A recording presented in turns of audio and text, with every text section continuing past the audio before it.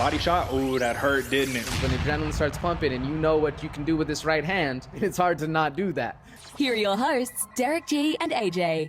What's going on, folks? Welcome back to another episode of the Bloody Water Podcast. Today we're talking UFC London. The UFC hits the road once again. Next week we have UFC Ohio. Matt Brown showing off in his hometown. It should be a fun one, but for now we're talking about the star of the show, Alexander Volkov, Tom Aspinall, UFC London. Once again, you'd love to see it. My name is Derick G. I am your host, and let this be your greeting for the next 90 minutes or so. And of course, you know I have to bring in my co-host, the New Mexico native, the Santa Fe bomber, AJ, brother. This is a card right here that you mentioned that you wanted to cover because we're talking about our boy Tom Aspinall.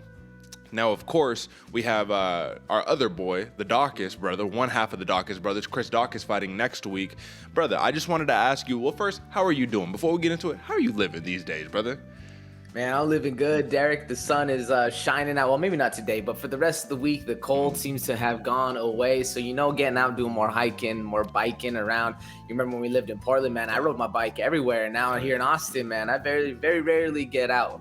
So it's good to see, start to get a little more active out there, a little more social, which is always nice. Brother, how you living? That's right. Get it in, brother. It's starting to get a little hot out here out in Nevada. When I'm going to the grocery store, I'm realizing I got a solid 7 minutes before I'm able to, get back to the crib before everything melts in my car. You know what I'm saying? But hey, brother, we getting it in. Fights are ready. All the good stuff. I love the warm weather. I love it that it's warming back up because let's be honest, man, the hoodies is nice. They beautiful, but I'll keep it when I'm chilling in the AC casinos and all that. For now, let's go to our shorts, t-shirts, the whole nine. Brother, we need to talk about this immediately. Tom Aspinall, right? That's my boy. And I've been proclaiming that since the jump, right? I know you rock with my man too, but I feel like it's been, for me, I was a little more favorable to Tom Aspinall. For you, a little more to Chris Dawkins. Chris Dawkins had his rise a little bit quicker. And this really has nothing to do with today's program, but I did want to ask, man, why do you think the UFC has these two heavyweight prospects, these two heavyweight potential future stars, like on their own separate paths? It's almost like they're on two different timelines in the universe, and they're bound to collide at some point, whether that be for a title or on the way to a title.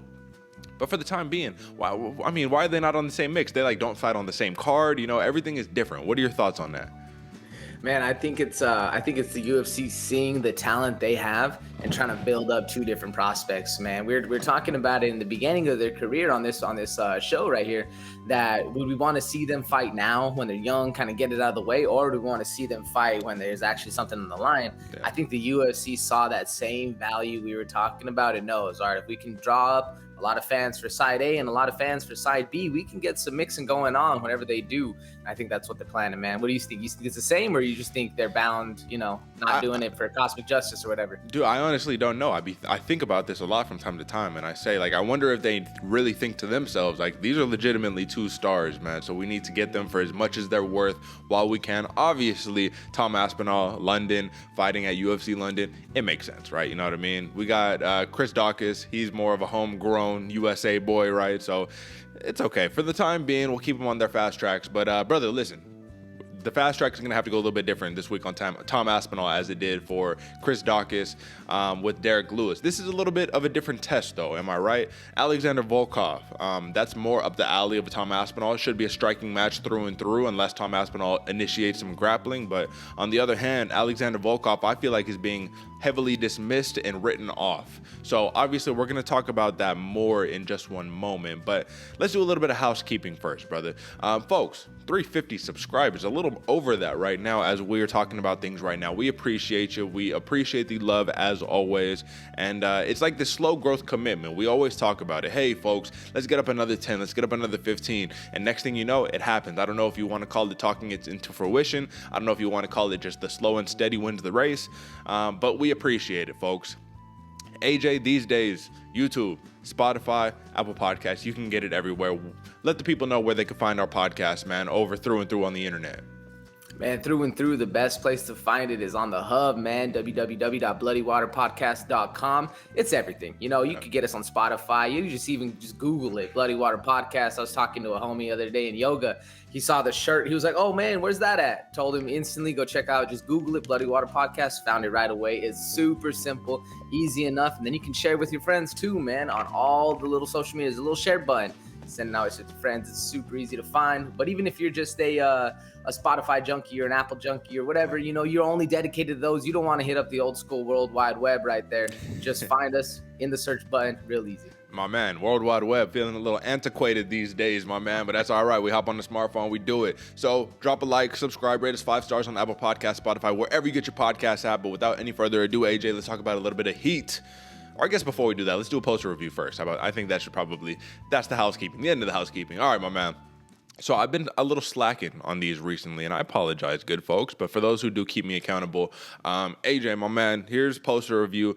For those who are just listening, we have Alexander Volkov, Tom Aspinall, Arnold Allen, Dan Hooker. They're feeling real cartoonish over here on the, you know what I mean, on the poster. We got the red border outlines. It looks like a 15-year-old put together this poster and was all like, yes, shiny colors, bright lights, yes, nice. The one problem I have is they have a rising Japanese sun theme going on at this UFC London poster. So I'm very confused. What are we doing? Are we doing London? Are we doing Japan? Why are we the cartoon? Why is it like watercolor paintings? I have a lot of questions. I have more questions than I have intrigue with, ooh, nice, beautiful colors, all that. However, my critique aside, AJ, I know you're a little harsher than me, so I hope you don't take it too bad on this one, but tell the people what you're seeing and then give me 1 to 10 and then I'll give my score after. Well, at the very first, Derick, I saw this. I was like, okay, I like it. Like, sure. I see where they're going. They're branching out a little, staying with the graffiti theme, staying with that like kind of watercolor mix that you're talking about. But at the same point, you look at it, it's just like the classic, them two facing together, and then underneath them, it's the just two guys, doing the same pose as always. Yeah, exactly, man. So it looks to me, we said this before, when somebody takes your homework, you just change it up a little bit. Mm-hmm. It seems like this one, you pass this one down to your little brother and you said, okay, you could kind of do close. You see what I've been doing. He does the exact same stuff. So I agree with you, man. It looks like an 8-year-old kind of got some watercolors in his hand. I don't understand. At first, I liked the red and black, the stuff around the background. Yeah. And then I started looking at it more and you're right. I was like, oh, that is like a Japanese themed sun. Maybe you don't get it right away, but once you look at it, that's like right in the middle of everything too, right between the two heads. So I got a lot of questions too, man. A little confused at it. I'm giving this one like a 5, man. Yeah. What about you? Right, I'm right there, same boat, 5. I thought I would be generous with the 6, but I can't do it. 5, brother, 5. So UFC marketing team, poster team, get it together, folks. What's up? But they actually have a really good one for the next one, so I will give them a little bit of slack. Or I guess. Well, I'll save that for, a later date. All right, folks, that's the poster review. AJ, let's talk about a little bit of heat, brother. And let's, without any further ado, we got to talk about the beautiful voice of Bobby King Green right here. So let's get it. It's time for some fight night. And if you ain't paying attention, you're going to sleep on me and I'm going to wake you up. AJ, Paddy Pimblett, Ilia Topuria. These are 2 individual stars that are fighting on the main card of UFC London. However, they have their own little beef, and I think they're potentially attempting to set up some type of future altercation, future bout. Doesn't make sense because Paddy Pimblett fights at 155 pounds, Ilia Topuria 145 pounds respectively. But either way, listen, my man, I will say Paddy Pimblett has a knack, a Conor McGregor-esque knack for being able to take a mundane occurrence and make it sound extraordinary. So for an example, this is what I mean by that. Ilia Topuria, this is the story, folks, if you haven't been seeing the viralness go out on the interwebs, right?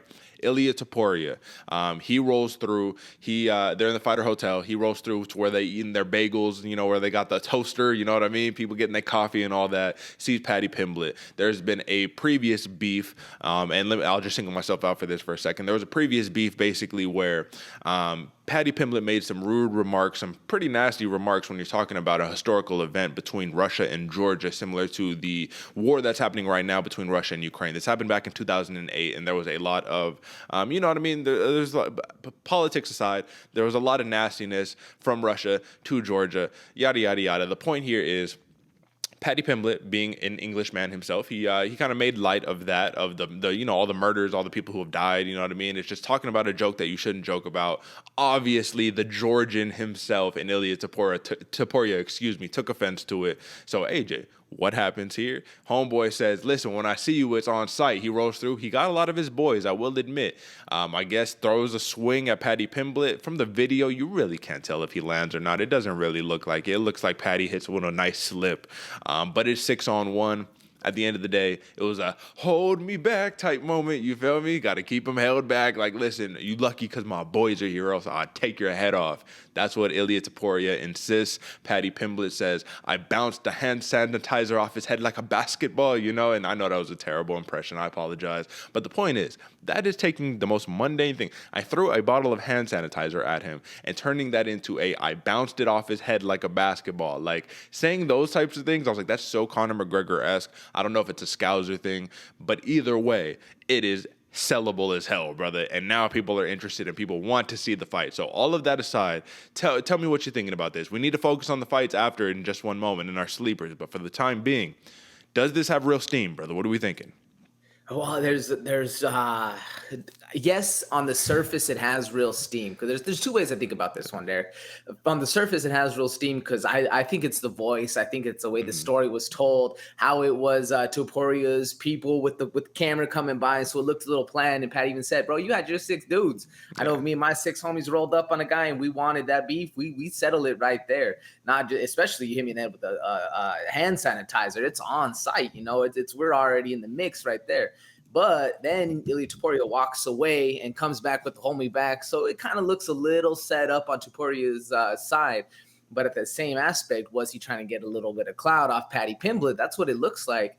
Because since we've seen the Conor McGregor throwing the dolly through the window against Khabib and that whole mess, that's the only real outside of the ring violence that has ever actually made its way into the ring. You know, we all know about 3-piece in the soda with Jorge Masvidal and Leon Edwards, but that fight's never came to fruition. All the other fights as well. I really think UFC is trying to put a stop to the outside the ring shenanigans and not let that be the precedent of why they're building a fight. So I don't think this fight's going to happen, man. I think there as much as we would like to see that one, because right now I was looking at it, Ilia Topuria is fighting Jay Herbert at 155, or at least that's what it says on Tapology. So they might be in the same weight class now, but I don't think the UFC is going to want to make the precedent of the fight be the beef that was already there, just so they don't set the precedent that more people can do this. You know, you want to fight with a big guy, go start some shit, get it on camera, and then we'll make the fight. I think the UFC really wants to avoid that, especially with the stigma of the human cockfighting that we're still, you know, the sport's still trying to get away from.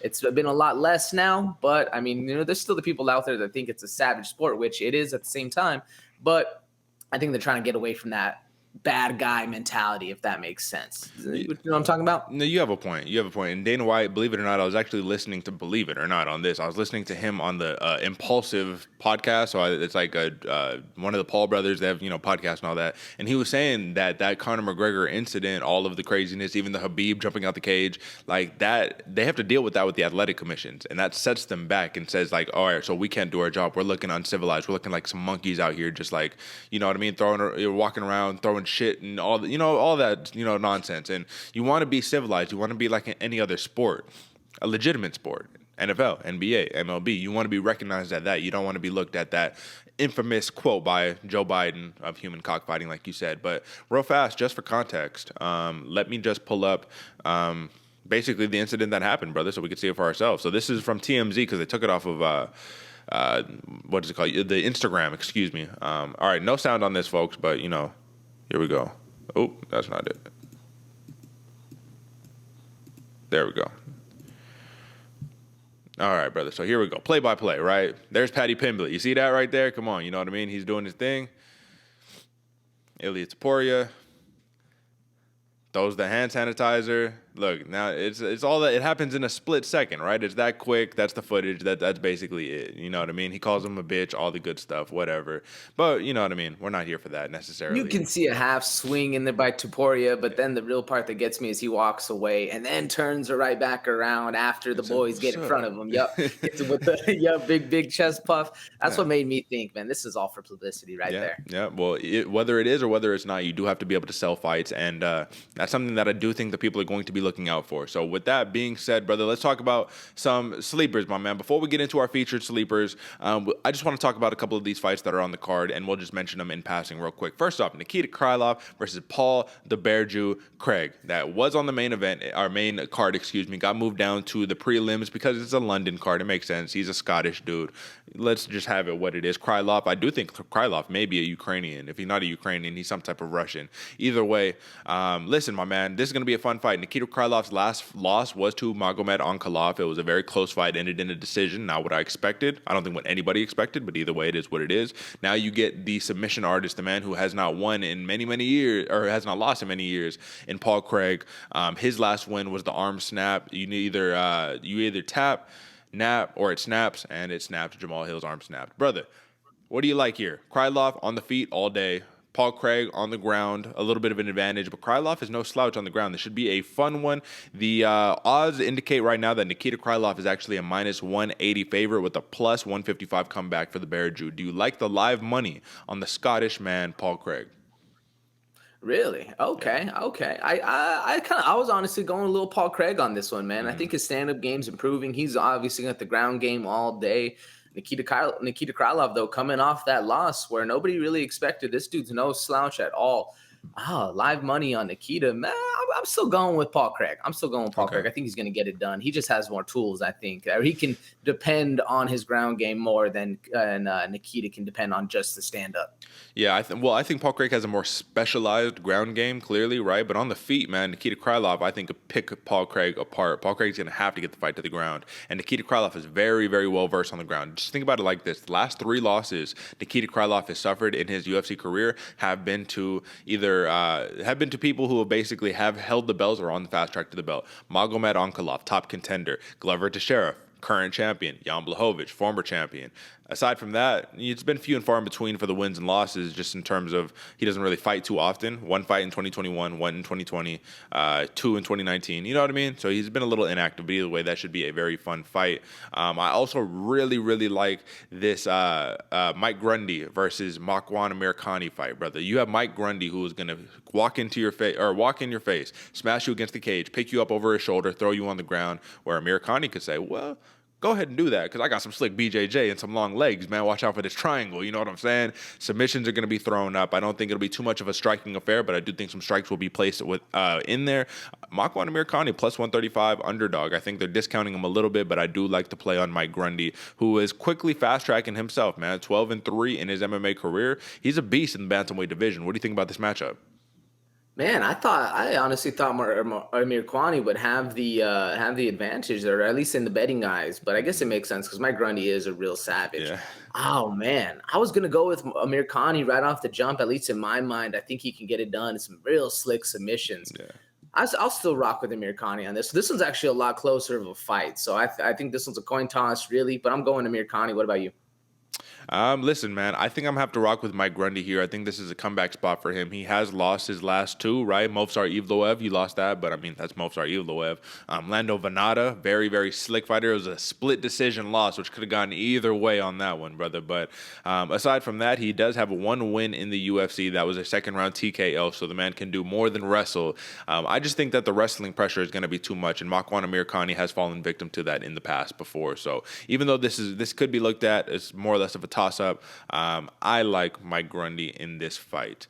AJ, there's another big fight on this docket that, for whatever reason, I do have it. These are 2 ranked fighters that were on the main card, I think, for a second, maybe, but got moving down to the prelims. Either way, we need this fight to happen because this is heavy implications in the heavyweight division, and we kind of need one of these names to either make a move or keep it pushing, brother. And I'm talking about number 10 ranked Shamil Abdurakhimov versus number 15 ranked Sergei Pavlovich. Abdurakhimov, right, his last loss came to Chris Daukaus in devastating fashion at UFC 266. I believe. Listen, my man, he's in a big comeback spot right now, but for Sergei Pavlovich on the other end, is he just fighting for his number? He's 14-1. It's not like this dude has a really blemished record. You have 1 blemish on your entire record.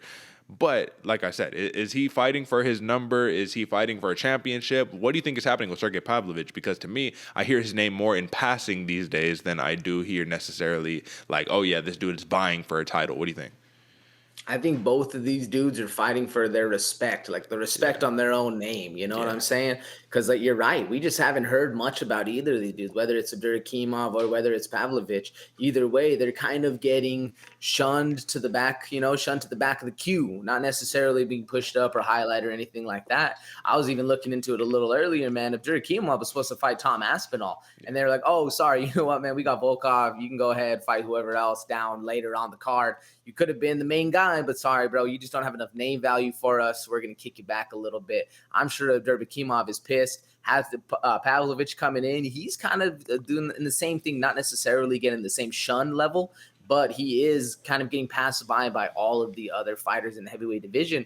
Like you said, he's number 15, but he has the record to be in that top 10 in the mix, but for some reason his name stays out of the mix and he doesn't get in. So it's I think both of these dudes are not only fighting for their numbers, but really fighting for the respect of their name, holding their name with some actual value and coming forth, and hopefully they'll provide a good fight so we can see something, because we need to get this heavyweight division moving, man. It's really stayed real stagnant between that like number 6 to number 15, that whole area, man. Needs to kind of get moving and jumping. So I hope this is the fight that gets it done. Brother, Pavlovich hasn't fought since 2019. His last win was against Maurice Green. So that's what I'm talking about. Where I'm just like, brother, why are they trying to keep him relevant? What exactly is happening here? Either way, we're gonna find out against Abdurakhimov, because, like I said, he lost his last one to Christakis. The one before that was to Curtis Blades. He got TKO'd in both of these fights. So for him, this is a real comeback spot, because he does have big wins, man. He has wins over Chase Sherman, Andrei Arlovsky, Marcin Tybura, Walt Harris, Anthony Hamilton. And his losses are to Tim Johnson, who is fought for a championship over there in Bellator, Derek Lewis, Curtis Blades docket. So the people he's losing to, it's not like they're any slouches by any stretch of the imagination. But either way, my man, I think that a lot of questions should be answered. Who do you like in that fight? I like Abdurakhimov. He just stayed more fluid, more recent, and Pavlovich, don't get me wrong, he can still get it done. Yeah. It's just I don't know how if there's any rust coming back, you know what I'm saying? Yeah. I don't know how much he's sticking with it. His name basically has been non-existent in the media, so we don't even know what this dude's been up to. That's why I like Abdurakhimov a little bit more. It's going to be a good battle, though. Yeah. Don't get me wrong, but what about you?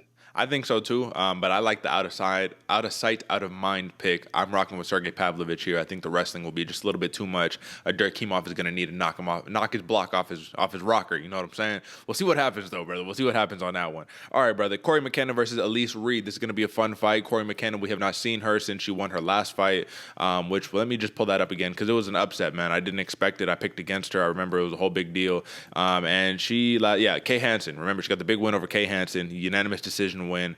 She has a win over Vanessa Demopoulos. That's pretty impressive too, to a degree. Either way, Corey McKenna, she had like a knee injury after that fight. She was out for quite a long time. I mean, that Kay Hansen fight was November 14th, 2020, so it was kind of a solid minute ago. She's fighting Elise Reed, who, listen, man, she's 4-1. I believe all, 3 of her 4 wins came via stoppage. And her last loss, she got manhandled by Sijara Eubanks, brother. I was tore up the whole 9. Should be a fun fight. I don't really want to talk about it too much, man, but I just want to say that it's something to watch out for. And folks, basically, with that being said, let's talk our featured sleepers. AJ, brother, so listen, my man, you got another one with some heat on it. Mokaev, right? This is a young UFC flyweight prospect right now that is getting a lot of hype, my man. He's been on the MMA Hour, talking to Ariel Helwani.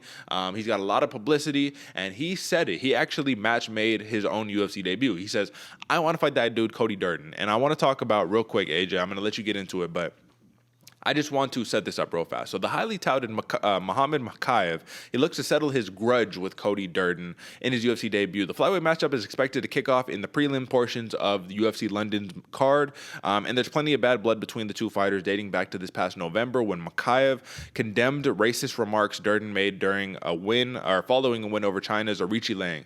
Mokaev said he would like to smash Durden, and an official bout between the two was officially drawn up. This is via Alexander K. Lee over there at MMA Fighting, so we got to give credit where credit is due there. AJ, there's a little bit more beef involving elevators, involving Are You Still Alive? Big talk, my man. So let's talk about the grappler that is Mokaev at 21 years old versus Cody Durden, who did have a pretty impressive win over Arichi Lang in his last fight. Let's talk about it, brother.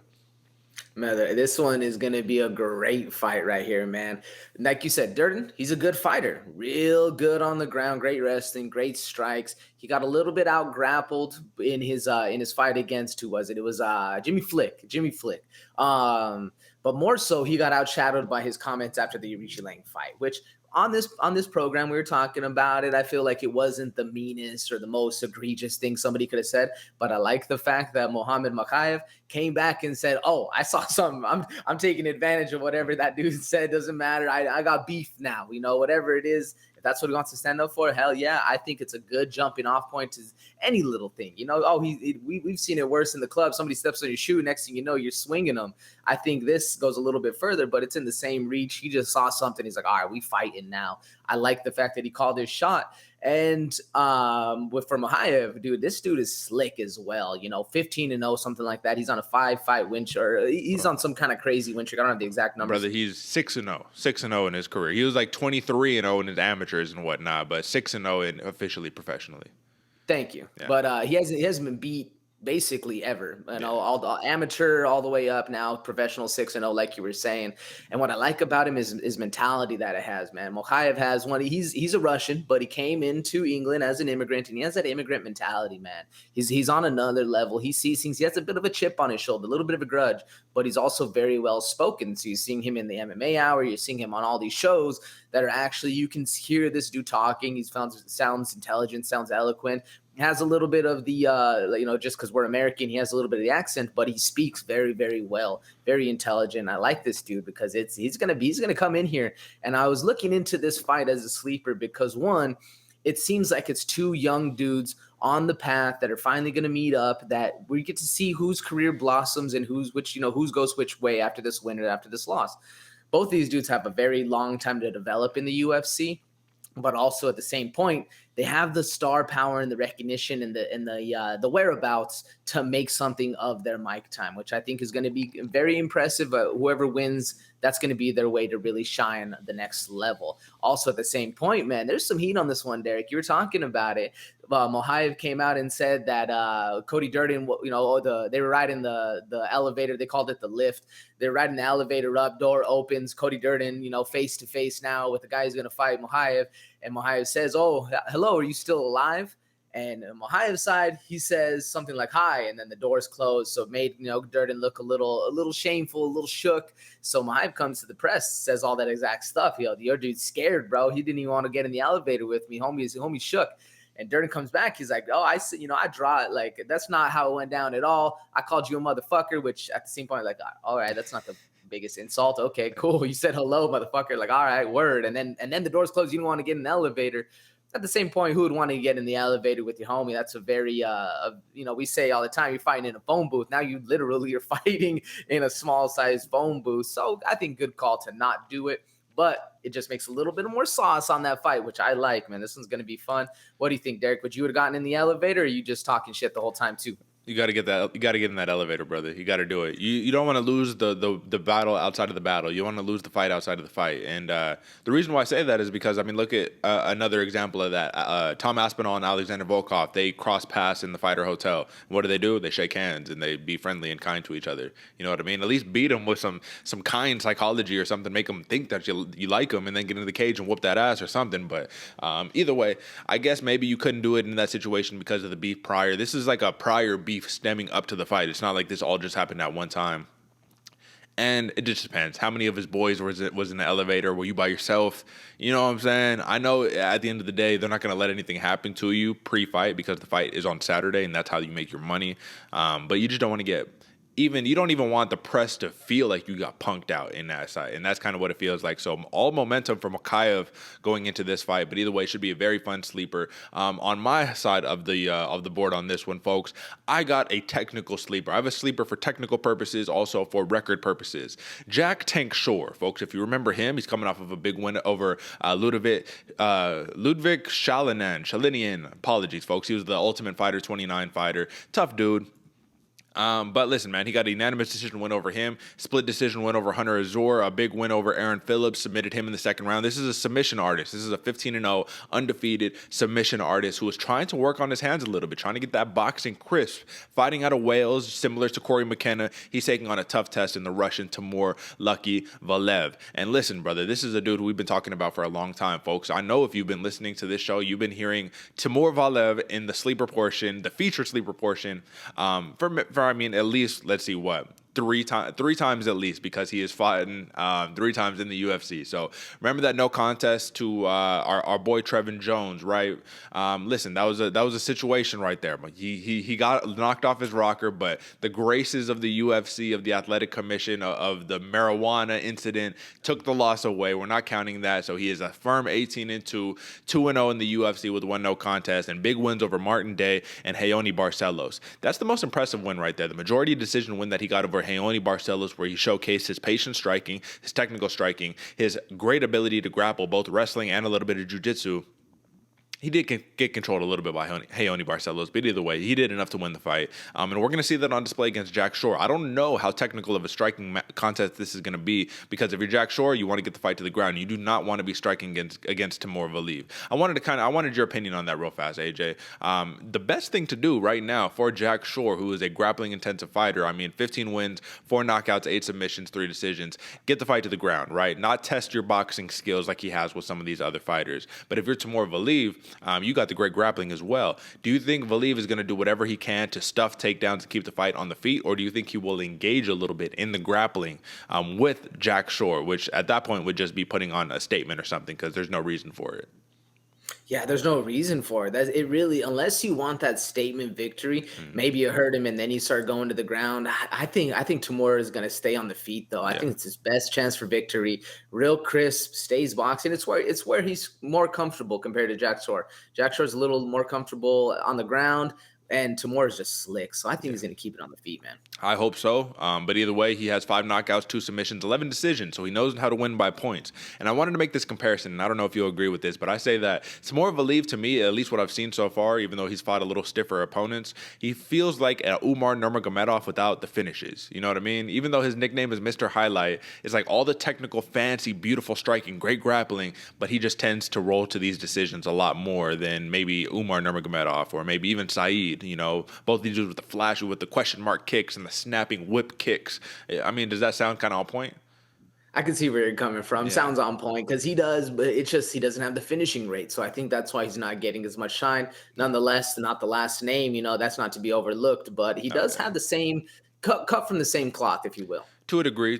His nickname is Mr. Highlight for a reason, though. I'm telling you, outside of the UFC, this dude was doing it. He has 7 finishes for a reason, so hopefully he gets back to his finishing ways. But either way, either Jack Shore's O is going to go, or Timur Valiev is going to suffer his first official loss in the UFC. So there's high stakes on this fight, and this is going to basically determine who is going to be the stepping stone to propel the career of either one of these bantamweights in the loaded bantamweight division. So those are the featured sleepers, folks. Those are basically every prelim fight that you can watch. And now, with any further ado, we need to talk about... Here's to another main card breakdown, courtesy of your hosts, Derick G and AJ. AJ, we started straight up at the top, my man. Drago versus Tom Aspinall. This is the spot right here. Alexander Volkov.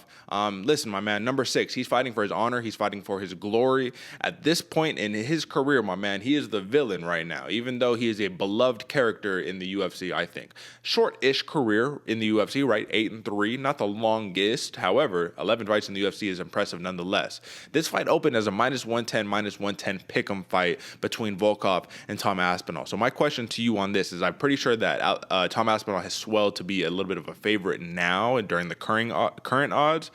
But is Alexander Volkov live money here, brother? Are we pulling a Derek Lewis, Chris Dawkins? Like, are we, once again, I ask it every couple of, weeks when this happens, new shiny toy, we falling in love? Or is he the real deal, brother? Is he that same hybrid similar to a Cyril Gane that's going to be able to give Volkov fits, get in and get out, hit him and not get hit, work in the clinch, get out to the distance to where he can't be hit? My man, they're both big and tall, 6'7", 6'5", both similar reaches, 80-inch reach, 78-inch reach. Come on, brother, what are you thinking?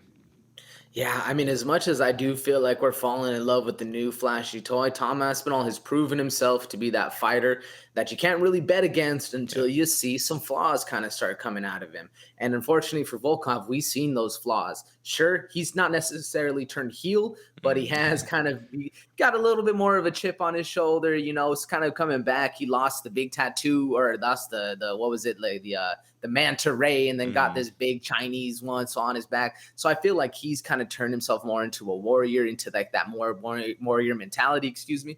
But Tom Aspinall, he's been there from the jump. You know, he's had that same, he's stayed on the same path the entire time and not really needed to switch it up.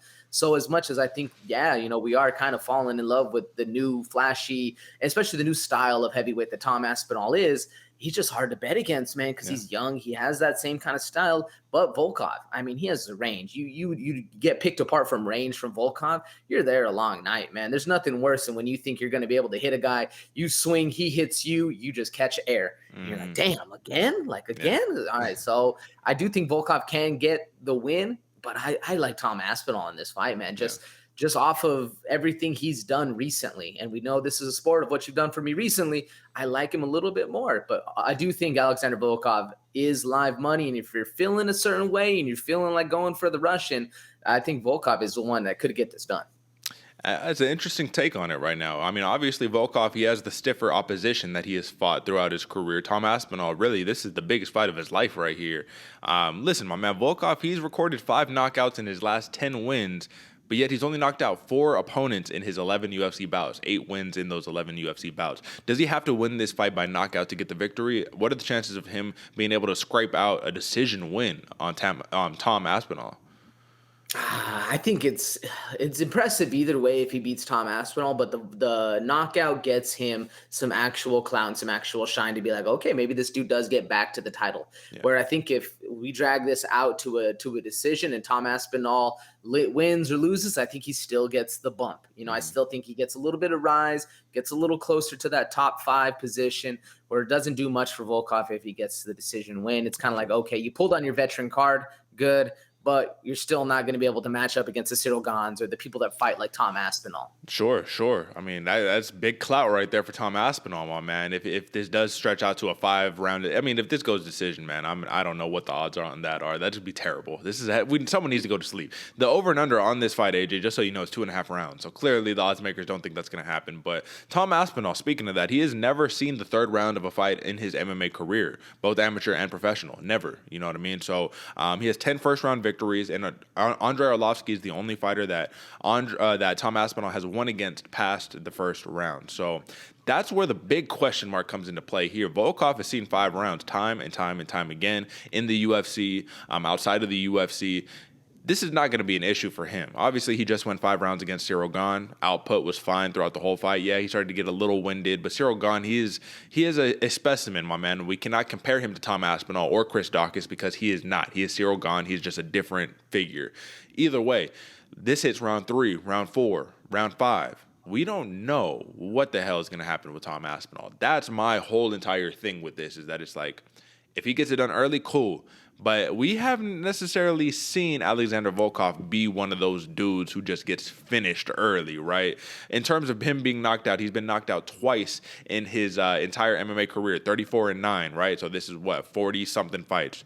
Last time that he got knocked out, let's take a look.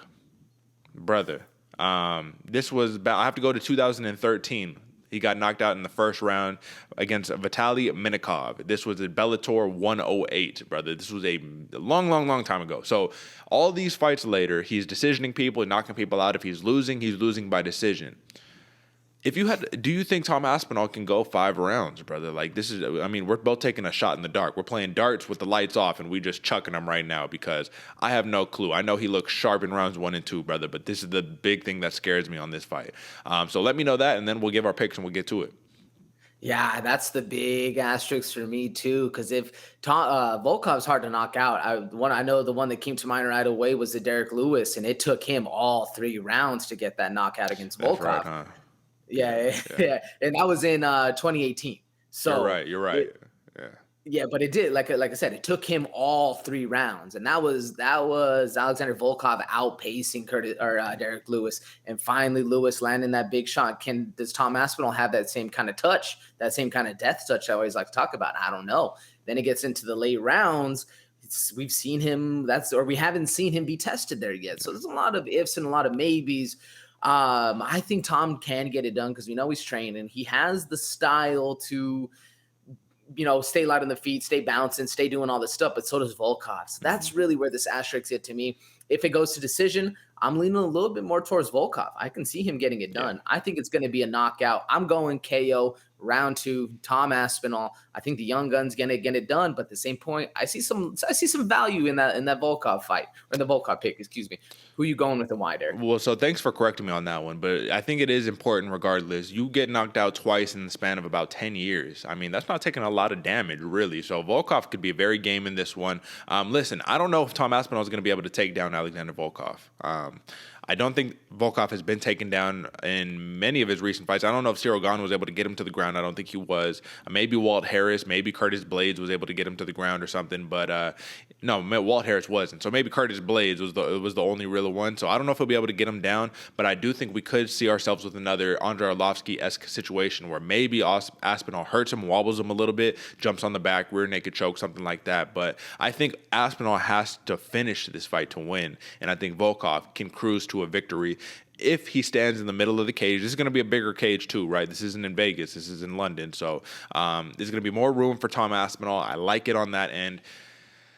Brother, clearly I'm conflicted. I'm going to roll with Tom Aspinall on this one, brother. I'm going Tom Aspinall. I think that he's got the juice to get the job done. And listen, man, when you got the juice, you got the juice. Alexander Volkov, though, is going to put in a valiant effort. If he loses, this would be he's what? 3-2 in his last 5, right? So this would be another loss. It wouldn't be the end of the world. This would be a huge stock boost for Tom Aspinall. Either way, my man, I'm going Aspinall. And if I have to call it, give me a 3rd-round submission victory. I'm going that one. Long shot on that one, brother.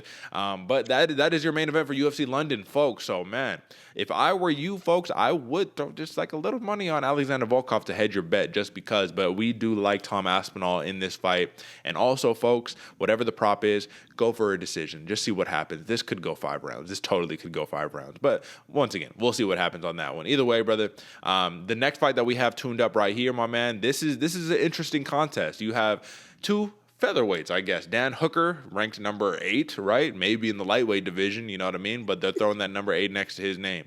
Arnold Allen versus Dan the Hangman Hooker. Listen, brother, I will say this. When it comes to featherweight, people are making a big deal out of this, saying Dan Hooker, is he going to be able to make the cut? Oh, they say this is an experiment for him.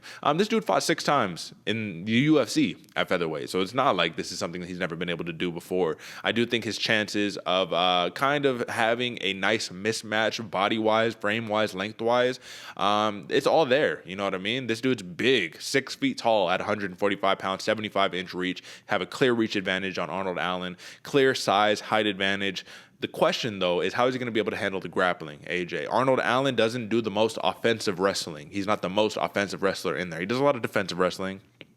He does a lot of cage wrestling. But Dan Hooker, even if you go back to his featherweight days and you still compare it to now, he wants to walk you down. He wants to push, pressure, pace, the whole 9. Do you like the size advantage in this fight? Do you think that he'll be able to really make some damage happen to Arnold Allen? You know what I mean? Give him a look that he hasn't seen. Because if Sadiq Youssef couldn't necessarily do it, he has a very similar fight style to Dan Hooker when it comes to pace. Arnold Allen was able to out-grapple Sadiq Youssef and kind of edge that fight out. Do you think we see the same thing here, or does Dan Hooker have a real game plan for Arnold Allen? Well, I like what you said right there, Derek, the game plan, because that's what it comes down for me, man. Game plan versus game plan. We got City Kickboxing versus TriStar. Whose game plan is going to outwork the other person's? Whose chess match is going to be thinking 2 steps ahead? And can the range of Dan Hooker really be implemented? Because he is one of the fighters we talk about all the time where there's fighters that just don't use their range. You got, 6 inches on this dude? 4 inches on this dude still. You got a good reach advantage on him. And either way, Dan Hooker is the guy that knows how to use that range. But he's a lot better on the front foot than he is on the back. We see when he's running away, like in the Michael Chandler fight, he just can't really get things done. And then you get clipped. things happen to you. It's how the fight game goes. But when he can be on that front foot, utilizing the range, utilizing the kicks and stuff like that, then Dan Hooker fares usually very nicely. But against Arnold Allen, man, this dude has some slick everywhere. Literally doesn't matter if it's the ground, defense or wrestling, if you're talking about striking. This dude's slick, man. He fights very much obviously like GSP because he's in the camp. He's helping him train. And he goes about it in a very smart way. So I think Arnold Allen has the tools to be able to get on the inside and not let Dan Hooker fight his fight. The big question is, after going from 145 to jumping up to 155 and then back down to 145, are we going to see a Cody Garbrandt effect on Dan Hooker, or are we going to see like a Jose Aldo effect where the weight cut's even better? He's looking sharper, he's looking faster, but still has the power and still has the chin that he had in 155. Or are we going to see the Garbrandt where he comes down a little chinny, a little not as fast, not being able to be on the same level he once was? I don't really know. I think he's going to be looking good, looking strong, but Arnold Allen is one hell of a fight. And to me, this is the fight that Arnold Allen needs to propel himself to really get some respect in the division. What do you think, Derick? You think he's going to be able to get this one and earn the respect, or are we going to see something that makes people think Dan Hooker still has it in him? Dan Hooker clearly has it in him. I think people it's a what have you done for me recently sport, right? And you get mauled by Islam Makhachev, so now all of a sudden you suck, you're the worst. But it's like this dude was a fixture in the light heavyweight division for the longest time. All of a sudden, it just doesn't make sense to me. He's 11-7 in his UFC career. And at the end of the day, my man, Dan Hooker has fought way more stout, staunch opposition than Arnold Allen has. As much as I really do like Arnold Allen, I like his strength of schedule too. I just think Dan Hooker's is on another level. Last 5, Islam Makhachev, you lose to a Kimura. All right, cool. Nasrat Haqparast, you go and show out you can grapple, right? I was there at that fight. Dan Hooker, he put it on Nasrat Haqparast. Obviously, it was the short notice bout and all that good stuff. But either way, you lose to Michael Chandler, first round TKO, Abu Dhabi. That was a weird one, right? Before that, you lose to Dustin Poirier in a hell of a scrap, and then you get a split decision win against Paul Felder. That list of fighters right there, brother, you're talking about 2 former title challengers, a dude who people say arguably should hold the title right now in Makhachev, who's about to get a title shot, a crispy boxer in Nasrat Haqparast, and a perennial legitimate contender in Paul Felder, the Iron Lung, who's been doing it for quite some time. So Dan Hooker has the resume. He's 21-11 in his MMA career. He has the experience. Arnold Allen, he has 1 blemish on his record, only 1. He's 17-1, 8-0 in the UFC on a 10-fight win streak. So these two are going to come to the clash. But let me ask you about this. Arnold Allen, man, he only holds 2 finishes in the UFC. And listen, man, he has... what's that rate? 2 out of 8 wins? I don't know what the percentage on that. But either way, both of those finishes come in the 3rd round. He's been a betting favorite in 6 of his 8 UFC fights, and he's won all 8 of those fights, even though those 2 of them were as an underdog here. He is a favorite once again. Does he continue the streak here, AJ, of winning as a betting favorite? And the second part of that question is only 2 finishes in the UFC. If he has to get it done via decision, do you think he can get it done via decision against Dan Hooker? I think he has a style to be able to get the decision done, and he's a decision fighter. He's not a finisher. He can get the finishes, yes, but like you said, only 2 out of 8, not the most. He's not getting lucky, because sometimes that really is what it is. So I'd rather be lucky than good at some points, because sometimes you just catch them. That's how it goes. Yeah. But he also has the talent to be able to fight those long fights. So can he get it done? I think so. And can he get it done by decision? More than likely. But at the same point, man, Dan Hooker, you said it, that experience speaks levels, bro. This dude is a scrapper and he's there to fight. Yeah. He's not just going to play pitter patter. He's actually going to go in there and do some damage. So this one, I see some value for that Dan Hooker pick, but if it comes down to it and chess matches unfold like they usually do, Arnold Allen's game plan is pretty hard to beat. Who do you like here, brother? Over and under on this one is 2.5 rounds. Who do you like? I'm taking the over, and I'm going Arnold Allen by decision. I think Arnold Allen's going to get it done. I think the game plan, like I said, is going to work. And it's just how it goes. Although I think we're going to see some good things come out of that Dan Hooker corner, but we're not going to see him fade into the light. What do you think? Who are you going with and why? You know what, brother? I'm taking a flyer today, folks. I'm taking a flyer, and I'm rocking with the Hangman, Dan Hooker. I think the size, the frame is going to give him a problem. And you know what, AJ? I was rewatching a fight because this dude was fighting recently in Bellator. Mads Burnell, he just dropped one against Adam Boric at Bellator, like 267 or 76 or whatever. And he was fighting Arnold Allen, right? Because Mads Burnell used to be in the UFC. And Mads Burnell was winning that fight.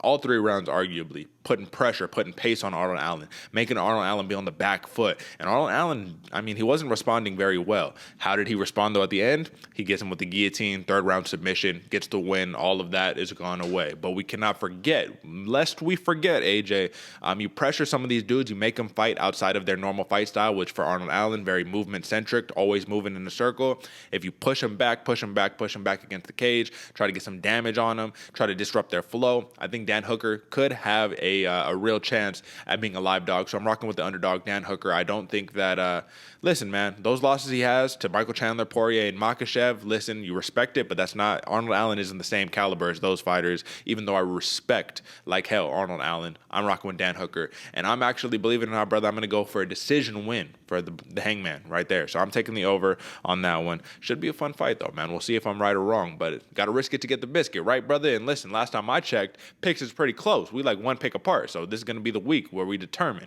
Either way, AJ, let's move on to what is ultimately the star of the show, right? This is the biggest fight on the card because when this man's music drops, and I hope, folks, that they do show it because, ESPN wants to get every dollar they can, squeeze every penny they can, and get every advertisement, every commercial in there. But if you've watched Cage Warriors before, if you watched Paddy Pimblett fight locally, this dude's music is incredible. The vibe, when he puts his music on and he comes out, they go crazy, man. And if you get to experience that, like in person, that'd be a hell of a thing. But either way, Paddy the Baddy Pimblett, he has to focus on the fight at hand. Not Ilia Topuria, but he needs to focus on this guy right here, Kazula, Rodrigo Vargas. But Kazula is his nickname. That's what we're going to call him for that one. Massive favorite, AJ. Minus 440 favorite with the plus 340 comeback. No respect for Kazula, but I also think that this kind of makes sense, right? Paddy Pimblett is not a striker. I want to remind folks, Paddy Pimblett's not a striker. The man is a grappler who is similar to that Jack Shore type style where he's trying to get his boxing nice, get his kickboxing up there. But this dude, if we look at his last five, yes, he got the knockout win over Luigi Vendramini. Even though he got clipped early in that fight, it was touch and go. He has a fight before that, first round submission, TKO first round punches. Oftentimes it's getting to the mount and then ground and pounding, these opponents. Those are the TKOs. Against Savidis, that's the man's last name. It was about 5 fights ago. Man pulled up a beautiful second round flying triangle choke, man. You got to love to see it, but that's the slickness of a Paddy Pimblett. He needs to put on a show here, AJ. He is the star of the show. He has to put on a show. But Kazula Vargas, at one point, I think he has the perfect style for Paddy Pimblett to showcase on him. But at the other hand, he has that style that can mitigate all of that stuff that Paddy Pimblett does because he is a wrecking ball, move forward, might not be the fastest man in the world, might loop his shots, but he's coming forward and he's coming hard. AJ, his best performance to date, even though it was the Rongju fight, he got the big win. That was impressive, right? But that Brock Weaver fight that he got disqualified in with the illegal knee where he kneed that man's face into oblivion, you got to admit, even though it's not the stiffest of opposition, he looked impressive there. He looked like a real killer. What do you make of Kazula Vargas in this fight? Do you think he's being written off completely? Like people aren't giving him a chance, but I do think he has a chance to win this fight. What do you think? Oh, I think he has a chance for sure, man. People are writing him off 100%, and that's when you're most dangerous. Yeah. Kazula is mean. Yeah. He likes to blitz and send those strikes coming down the pipe, and then eventually he'll loop them. Once he gets in there, he'll start looping his punches. But this dude is mean in that blitz. He's an older fighter, 36 years old, so he has a lot of experience behind him. I know it's only 12-4 on his professional record, but he has, he's been doing it for quite a long time, and experience always speaks levels. What I like about Kazula, man, he's willing to attack first, to draw at the counter, to counter the counter, come back after that. And he's willing to take one, to give one. He doesn't mind being tagged because his chin has always been well tested. And he's got bombs in the hands, man. I do think he has the experience to outgrit Paddy the Pimblett, Paddy Pimblett. But Paddy, man, he's slick on the ground. So even if he does get hurt, he can take things down. And then we've seen Kazula kind of get drowned a little bit, kind of lose his wherewithal, if you will, because he's very, very strong. But then once you guys hit the mat and you start utilizing those muscles, then you kind of start drowning a little bit, using a little bit too much gas. And that's been Kazula's biggest, at least hole that's kind of been well known, for the most part. Do I think he has a chance to win this fight? 100%, man. We saw in the last fight that Paddy had, he can get tagged. He's there to be hit. His striking isn't as clean as a lot of people leave it up to be. There's a lot of talk about, and this dude's slick everywhere he goes, but he's a lot slicker on the ground, and the striking's catching up. So can he get tagged? Yes. And if he gets tagged by Kazula with some dude with heavy hands, are we going to see the same thing that we did in the Luigi Vendramini fight where he comes back? I don't know, man. The Kazula hits hard. What do you think, Derick? If he gets tagged, will he be there, or are we going to see something a little different this time? Listen, brother, I think that it was obviously his experience. It was the adrenaline. It was everything that played a part in that win against Luigi Vendramini. But every time I go back to watch it, I was like, man, Luigi was winning that fight. But then the tide turned. And as soon as Paddy Pimblett went downhill, it was game over. And what I mean by downhill is when he started being on the offensive, when he started walking down Vendramini, it was literally game over from that. So Paddy Pimblett has that X factor. He has it. I don't think we could really deny it too much at this point. But Kazula Vargas is not a dude who's gonna wilt in front of you and just be like, oh, no more. You know what I mean? He's fighting till the very end, and I just think, man, this is going to be a tough fight for Paddy Pimblett. I think this is going to be tougher. It's going to be a gritty fight. I think that he's going to have to pull out a couple tricks up his sleeve, work the grappling a little bit, try to tire out Kazula Vargas, but I don't think this is going to be a first-round stoppage by any stretch of the imagination. However, AJ, over and under is 1.5 rounds on this one, so when we're talking about it, Paddy Pimblett, he is 4-2 in fights that go the distance, AJ. 13 of his 17 wins have come in the first round. So this is very Tom Aspinall-esque, where it's like when things start getting later on in the fights, I mean, it can become an issue. Obviously, 4-2 in fights that go the distance, so you're way over 500, but either way, it's something to keep an eye on. Now, for Kazula, he's won 10 of his 12 bouts via finish, 7 knockouts, 3 submissions, 2-2 in fights that go the distance, and his last knockout win was back in 2018 versus Mike De La Torre. So who gets a finish if a finish does happen in this fight, and by what method do you think? Like, is it more likely Kazula gets a knockout, or is it more likely Paddy the Baddy drops a submission on him? I think it's, I think it's more likely that Paddy gets a submission, but at the same point, Paddy, he's either overconfident or has a bad habit of fighting like an old school English fighter. You know, I don't know if it's where he comes from, hands down, chin high, he kind of does it. Even when he gets in there and the punches start flying, he doesn't really tuck his chin like you're supposed to. You know, he keeps it high and just keeps swinging, man. So it can happen. Kazula can get the knockout, especially because of that. In the exchange, if Paddy's hands are low or he's swinging and that chin's high, he can get caught. But at the same point, Paddy's so slick on the ground. So if he does, and Kazula isn't that slick on the ground, so I can see a finish coming from both fighters, but I think it's more likely if the submission comes from Paddy. Do you know? Well, I will say I think that it's more likely Paddy Pimblett gets either a TKO by punches on the ground or a submission rather than Kazula Vargas knocking him out. I think Kazula just has to catch him in one of those spots where Paddy is falling in love with the hands and doesn't want to work the game plan of the grappling. But I don't think he'll do that against Kazula unless he's feeling really confident. But you know how crazy these people are going to go? This crowd is going to go if Kazula Vargas knocked out Paddy Pimblett? Like, do you understand? Like, this dude, it's probably going to be like close to like Brazil, how they're, you know what I mean? They'll probably be throwing beer, you know what I mean? The whole nine. Like, I think that'll be worst case scenario. So, I like Paddy Pimblett in this fight, brother, and I think Paddy Pimblett is going to be able to edge it out. I do like a TKO via strikes in the third round. I like that for Paddy Pimblett in this one. However, I could see this going to a decision, and I can also see Kazula Vargas knocking him out if he doesn't play it safe and play it careful. That is part of his style, though, is being that wild, eccentric dude, and sometimes you don't want to take away that factor because that's what makes them win. They have to get into that, get touched up a little bit to wake up, right? But you don't want to be dependent on the chin. I do give Kazula Vargas a chance, but I think that it wouldn't be wise to throw too much money on Kazula. So I'm going Paddy Pimblett, TKO, round 3. What are you thinking, brother? Yeah, I see where you're coming from. And as much as I think Paddy, he wasn't lucky in getting the knockout against the Vendramini fight, but he was lucky by not getting knocked out. Yeah. You know, there was a little luck on that one as well. I don't think we're going to see that same kind of thing. I think he's going to find a more calculated fight. I'm going Paddy the Baddy, and I'm going TKO or submission late round 2, so I'm taking the over. Okay, right on. So we're both on the over on that fight. And with that being said, we can move on to the next one.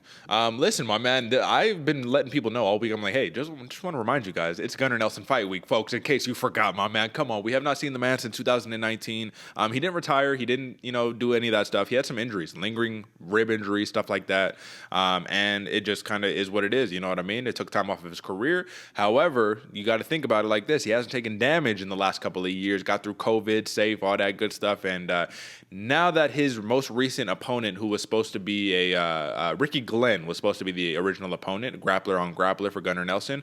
Now you get a short notice replacement because Ricky Guillen tore his groin, supposedly, or injured his groin, something like that. You fight Takashi Sato, which is a different opposition, a different test, a different skill set right there. But I do think that Gunnar Nelson holds the keys to victory in this fight. This is a welterweight contest with a minus 360 favorite in Nelson, plus 280 comeback for Takashi Sato. Now, I really like Sato, AJ. Even though he lost his last one, he got arm triangled by Miguel Baeza, hot prospect in the welterweight division. I like Sato. He's 2-2 in the UFC, and he's got bombs in his hands. His losses are against Bilal Muhammad and Miguel Baeza. So what is the common denominator between those fighters and Gunnar Nelson? These boys can grapple, and you don't want any part of that. So Gunnar Nelson, he is one of those pioneers of that karate stance, that Wonder Boy style stance, right? Where you just bouncing, getting in, throwing a kick up top, going in with the strike, throwing in that long, you know about this, AJ, throwing in that long right cross out of that karate stance and then mixing it in for a takedown. That's Gunnar Nelson's game all day long, and I do think he'll be able to put it in effect against Takashi Sato. How long before Gunnar Nelson gets the first takedown, AJ? How long is it going to take for the nerves to, wear off and he initiates the game plan? I think he gets to round one, maybe middle of round 1, minute and a half, 2 minutes into round 1. I think he plays it out a little bit, gets comfortable. Seeing the biggest thing for me, if we see a little bit of that Gunnar Nelson rust come out from being off for 3 years, 3 years, 3 years. Is that going to be the case? If it does, I think it takes him a little bit. To kind of feel it out. I love the striking of Gunnar Nelson, man. You're talking about that karate, that bouncing in and out. The biggest compliment to that, though, is when you're bouncing, you don't know when you're going to attack. You don't know when it's going to come. With Gunnar Nelson, he has a tendency to kind of sit back on that back foot, trying to lure you in, and then blitz on that right hand. So I think Takashi can see that coming. But if Gunnar Nelson get the takedown early round 1 and just make that a drowning kind of fight, I think it's going to be very, very nice for him. Yeah, it's going to be tough because Sato's coming into this fight knowing that's the game plan. This is a legend. You've watched film on film on film of Gunnar Nelson, you know what I mean? So that's one of the problems when you're the Dominic Cruzes, the Gunnar Nelsons, you know what I mean, the OGs of the game. Even the Volkovs, the Andrei Arlovsky, it's like you could watch every fight that you've got 30 fights to watch, you know what I mean? For Gunnar Nelson, like I said, this is his first octagon return since 2019. His last fight was to Gilbert Burns. He lost the decision to Gilbert Burns. He has 6 victories via submission, man. 4 rear naked chokes, 2 guillotines, and his only loss has been he's only been finished once, right? So my question to you on this one, my man, is that Gunnar Nelson has the propensity to say, rear naked choke, let me take the back, let me get in the guillotine. He has I posted it on Instagram, and a beautiful guillotine victory against Alan Joban, man. So that goes to show he could deal with the striking, you know what I mean? And he hit him with that clean right hand, wobbled him, got him down, guillotine, finished him off. Takashi Sato has to land the big bomb out of that southpaw stance, that big left hand. So this is a switch fighter versus a southpaw.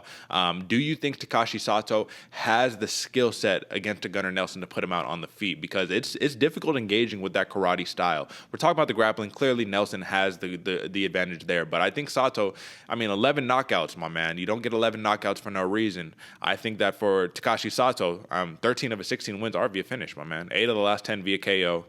3 of his 4 losses are via submission, though. So talk to me. What do you think? Does Takashi Sato have the ability to get the knockout on Gunnar Nelson? I think so, man. He's a finisher. Like you said, 13 of 16 by finish.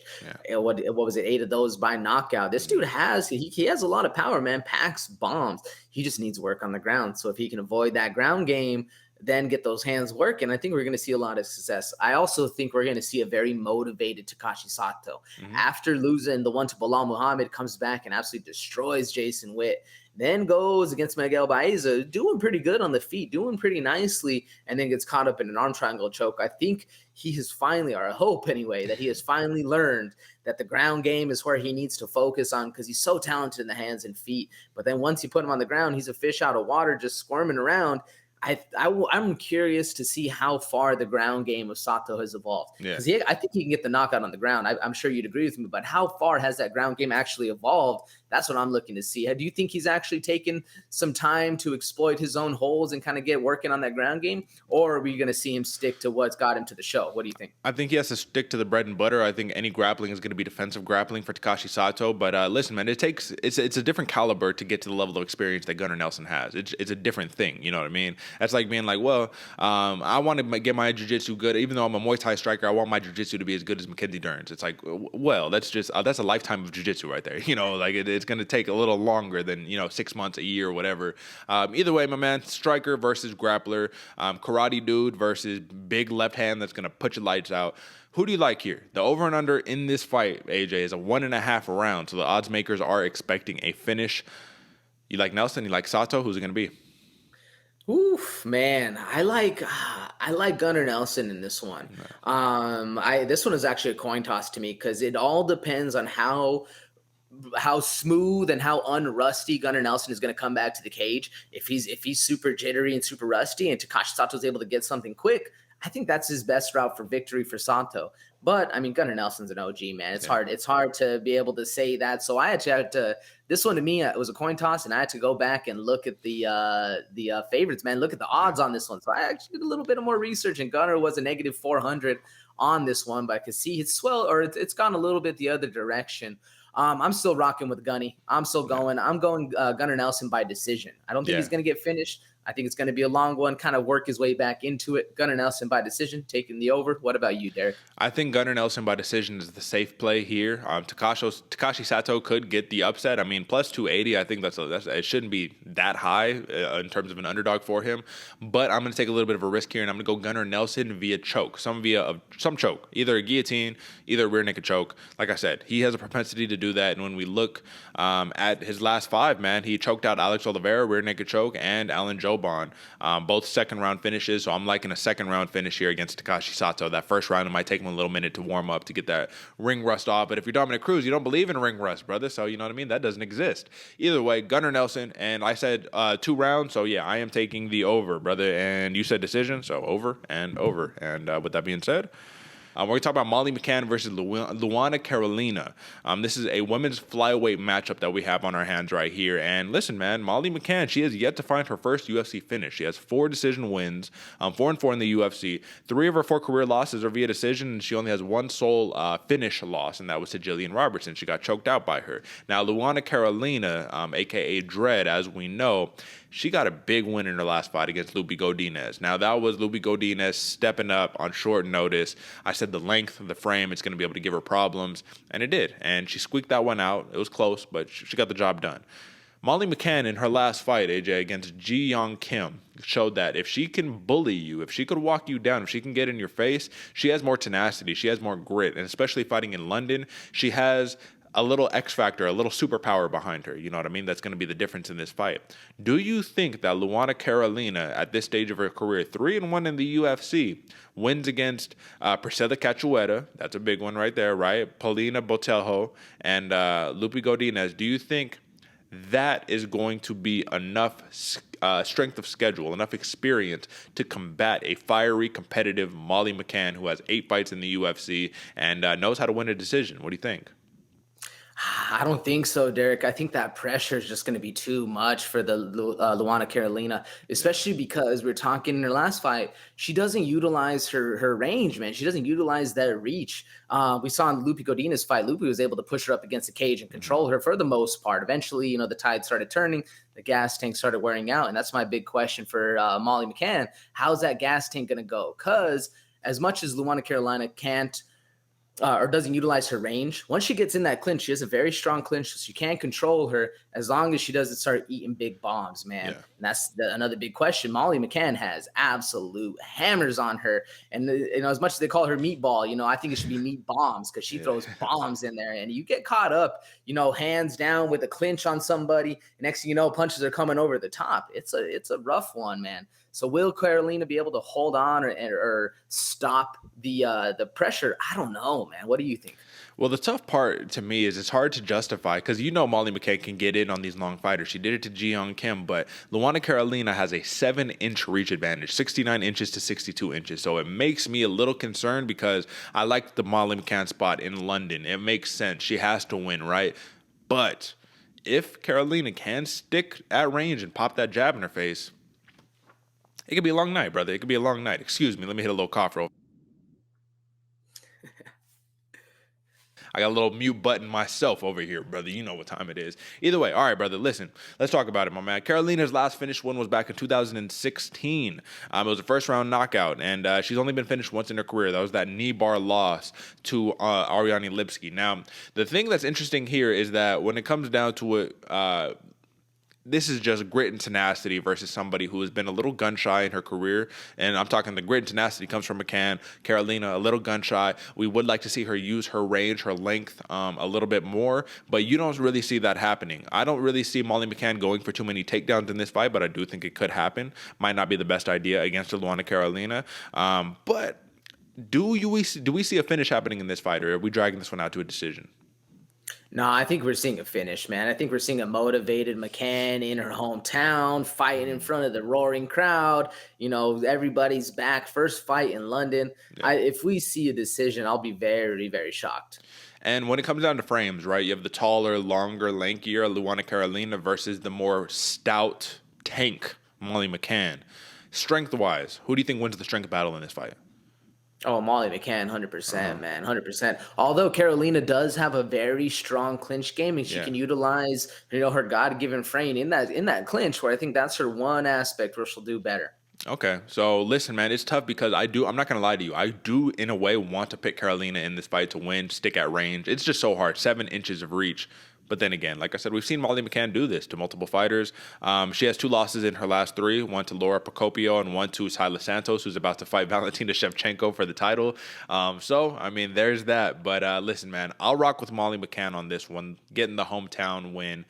If she loses, which could totally happen in this fight, Asia, she is 4-4 in the UFC, my man. London will probably go crazy once again. Not as crazy as for Paddy the Baddy, but they will go crazy. I'll rock with the decision here, man. I don't see a finish happening, so I'm rolling with the under because it's 2.5 rounds for the over-under on this one. So you got Molly McCann. What round are you thinking? Oh, yeah, Molly McCann. I'm rocking with the under as well, man. I think it's going to happen late round 1, early round 2. I'm going KO, TKO. I think the meatball is going to come in with some heat, jazz up that crowd, and we'll see if Paddy shows up and follows. All right, brother. We will see what happens. And now our last one right here, my man. We have Jai Herbert versus Ilia Topuria. Listen, my man, you're right, at a lightweight contest. This is 155 pounds. So I don't know what I missed on this one. But when we do look at it, I mean, listen, we're talking about Yusuf Zalal, Damon Jackson, Ryan Hall. They're all featherweight fighters. These were all happen at featherweight. So this is just him stepping up to lightweight, saying, whatever, I'll fight you. Reach advantage. Jai Herbert has 77-inch reach advantage. Ilia Topuria, 69-inch reach advantage. And guess what, AJ? He's still a minus 440 favorite with a plus a 340 comeback for Jai Herbert. AJ, the question that I have in this fight is that Jai Herbert is clearly a skillful fighter. When it comes to striking, this dude knows how to put it on people. I mean, Herbert has won 9 of his 11 victories via knockout, 1 decision, 1 submission. He has been finished, however, in all 3 of his losses, and he's 1-2 in fights that go over 2 rounds. Now, Ilia Topuria has won 10 of 11 fights via finish, 7 knockouts, 3 submissions, and he has 7 first-round knockouts on his record. So with that being said, 7 of your 11 fights, you finished your opponent in the first round. If this fight goes 3 rounds with the Jai Herbert, how much grappling are we going to need to see from Topuria to win the fight? Or do you think he can get the job done on the feet? Because, brother, this is worse than the McCann Carolina discrepancy. This is literally 8 inches of reach disadvantage. Topuria, you cannot hit what you cannot touch. And Jai Herbert knows how to use that stick, man, to keep you out at range. So, yeah, what do you think? Yeah, that's what I was about to say, man. It's more of a reach discrepancies in the last fight, and Jai Herbert knows how to use it. He knows how to use his range. So I think we're going to need to see a lot of grappling, coming out of the Topuria camp. Catch one of those kicks, jump in under that jab, whatever he needs to do, get on the inside, get this to the ground, finish the fight that way, because that's Topuria's best method of action, if you will. But I think Topuria is going to test out the striking a little bit. He's got hands. He has them. Yeah. But I think if he tests it out and starts getting caught up, we're going to see a shot happen very quick. Well, so that's my question to you is, I mean, do you think Topuria comes in there and he just pushes the pace on him? He eats a couple of shots and just to get the shot in, you know what I mean? Like he says, fuck it, I'm walking through the fire. I'm going to dip and dodge, all that. You know what I'm saying? Shoot for that double, get in there. I mean, listen, 7 of his 10 finishes are via submission, my man. So if he goes in there and he tries to arm bar you, tries to triangle you, rear naked choke, whatever the case may be, we've seen Herbert get exploited on the ground multiple times. When he fought Renato Moicano, he got choked the fuck out, you know what I mean? But that's Renato Moicano, you know what I'm saying? He did have some success on the feet against Moicano. He knocked out Kamaworthy in his last fight. He did get knocked out by Francisco Trinaldo that third round. He was winning that whole fight, man, and then he got starched. So this is tough. But this is a Cage Warriors dude, man. This is a former champion over here. So Ilia Topuria is dependent on the grappling in this fight. It's a tough to see a reality. Like, is it tough to see a reality? I guess I'll form this into a question. To see Jai Herbert win 2 rounds and then Ilia Topuria come storm back with a finish, like, would that be shocking to you? No, I feel like that's kind of Jai Herbert's style, man. It's happened to him a couple times, and especially it's hard against a grappler to not get that takedown ever. You know, if you completely avoid that takedown all 3 rounds, it's very, very impressive. Where it's easier to stay on your feet and stay striking, you know. So I think we could easily see that happen.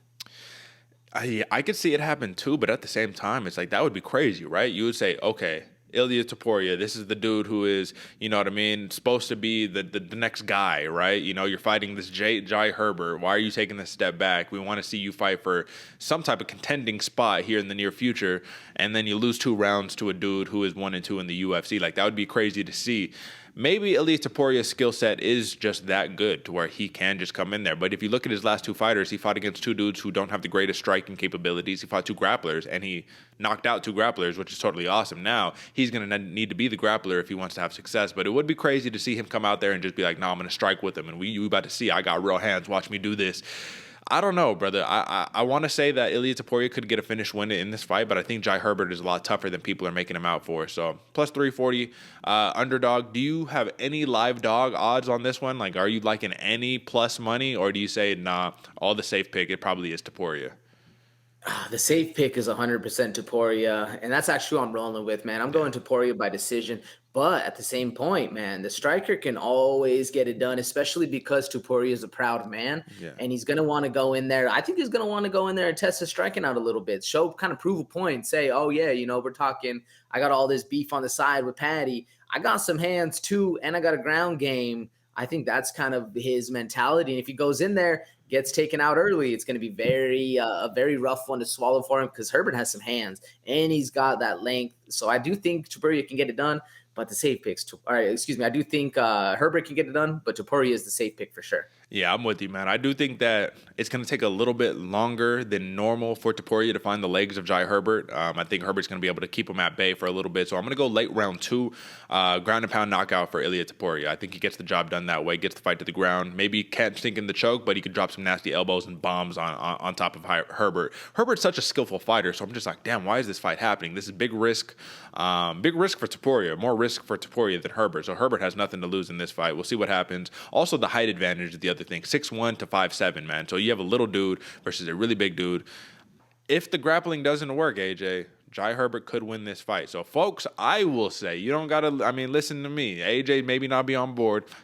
I might throw a little bit of money on Jai Herbert just for listen, you take a bankroll, right? You got $100 in your bankroll, you throw $5 on Jai Herbert. Just throw it out there.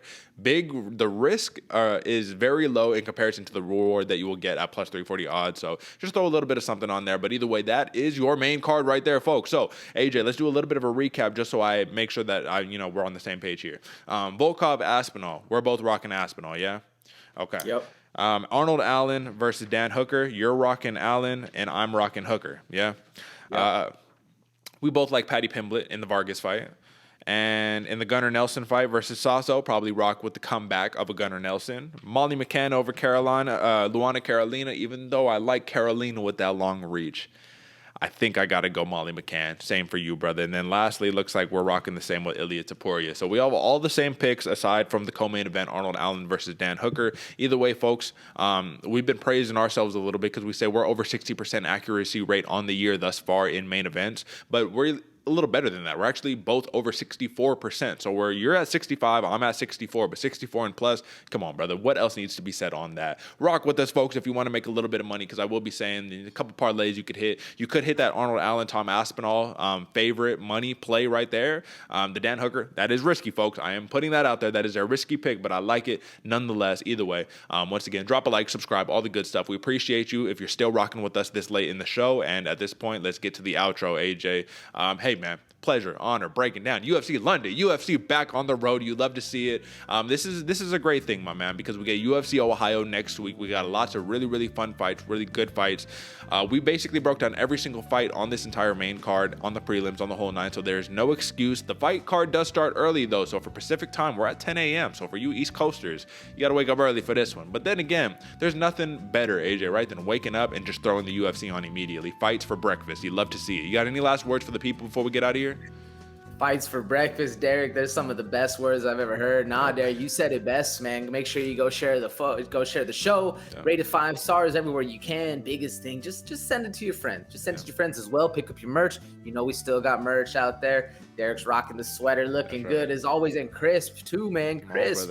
Yeah, make sure you get it in. It's gonna be a good weekend of fights, like you said, Derick. Wake up early, get some fights in, a little breakfast, a little fisticuffs. Yep. Gotta love it. It's gonna be a fun weekend. Absolutely, folks. So use code BWP10 for 10% off all merch at checkout. That is at www.bloodywaterpodcast.com. Yes, we're using the World Wide Web, the antiquated system of the World Wide Web, but either way, punch it in your browser, whether you're using Google, whether you're using Brave, whether you're using Safari, Firefox, Mozilla, I don't give a damn. But share the show with your friends. Drop a like, subscribe once more. Thank you for watching. Thank you for subscribing. And thank you for listening. Until next time, folks.